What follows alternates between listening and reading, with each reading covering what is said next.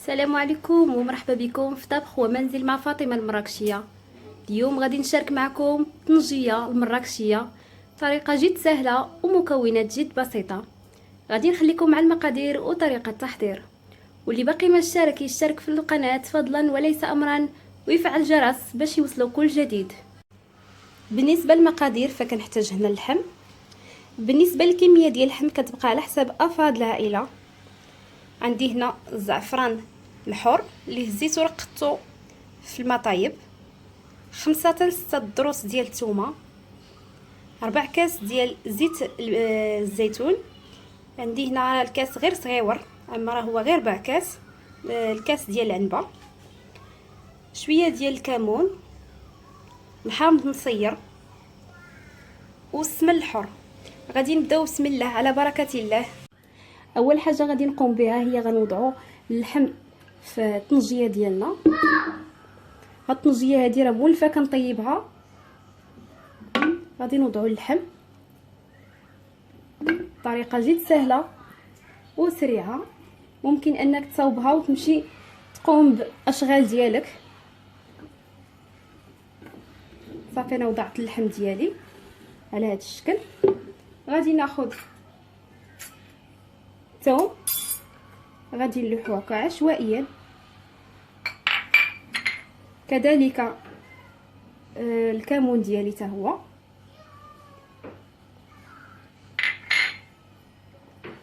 بالنسبه للسمن، هذا هو السمن اللي كنت حضرت معكم سابقا.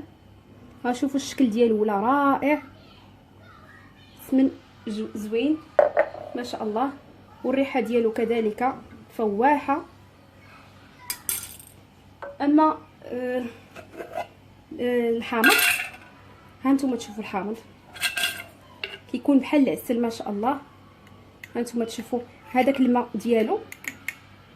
غادي نشارك معكم هاد الطريقه ان شاء الله. هاد الطريقه فقط كتكون خاصه، هاي بحال العسل تماما. هاد الطريقه كتكون، هاد الحامض هذا تيكون خاص، كنديرو كنستعملو غير الطنجيه بحال هكا، كيجي معسل ما شاء الله. غادي ناخذ واحد نصف حامضه. هانتوما تشوفوا الحامض كي كيكون. ناخذ نصف حامضه فقط، وغادي نوضعو على هذا الشكل هذا. وغادي ناخذ داك الكاس ديال الزعفران، غادي نخويه على المكونات كامله. غادي نضيف واحد نص كاس اخر ديال الماء، وغيكون غير بارد.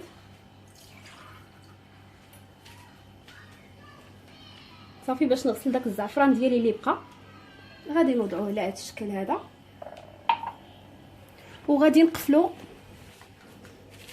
الطنجيه ديالنا باي شيء. هنا عندي هنا هذاك الكاغيط اللي كان ديال الخبز ولا ديال اللي كيوضعوا لكم فيه البلبوله ولا السميده، كيكون نقي. واحد طريف ديال الزيت، المهم اللي متواجد عندك في المنزل. غادي نقفلو به الطنجيه ديالنا. كتكون هذه هي الطريقه ديال الطنجيه، سهله وما كنحتاجوش فيها تنبره بزاف. صافي غادي نقفل، وغادي نهز هذا الكاغيط هذا، غادي ندير ليه بحال هذا الشكل جميع الجوانب.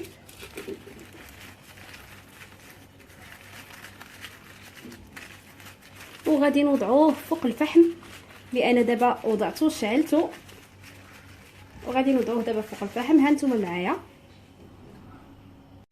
منا. ها هو الفخر ديالي وضعته. غادي نوزعو دابا. الفخر راه مازال خدام. غادي نهز هنا نوزعو باش يكون مفرق.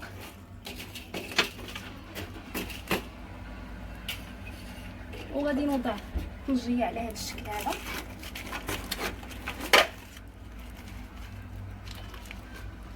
صافي ونخليها، ومره غادي نبدا نحركها على هذه الطريقه. بهذه الطريقه هذه نبدا نحركها مره، وملي غادي طيب غادي نوريكم الشكل النهائي ديالها.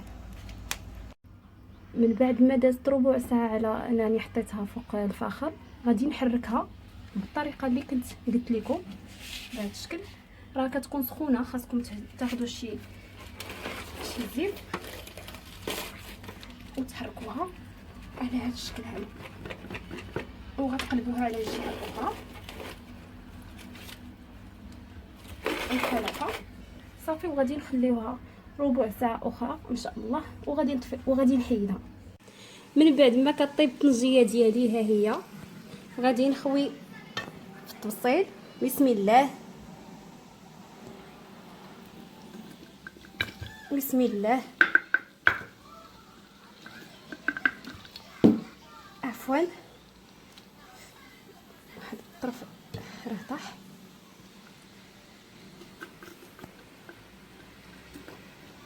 كتجي هذه هي الطنجيه ديالي. كنتمنى انها تنال اعجابكم وطرقكم، واللي باقي ما اشترك في القناه اشترك فضلا وليس امرا، وتبارطاجيو مع العائله والاصدقاء باش تشوفوا الفائده. والى اللقاء الى وجبه اخرى ان شاء الله.